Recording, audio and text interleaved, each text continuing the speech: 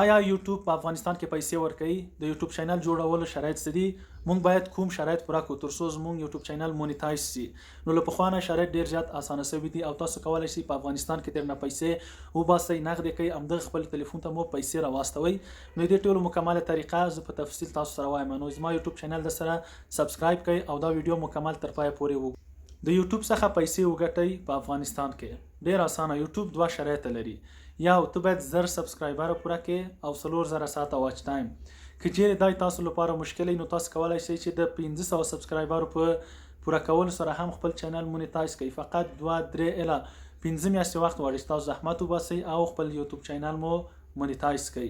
تاسو باید په یوټیوب کې 1500 سبسکرایبر پوره کړئ او 3000 ساعته واچ ټایم. چې دې پوره کول ډیر اسانه دي، لږ څه وخت نیسي، حد اقل یو 2-3 میاشتې. که تاسو ډیر زحمت وباسئ کولی شئ په یوه میاشت کې دا شرایط پوره کړئ او خپل یوټیوب چینل مو مونیټایز کړئ.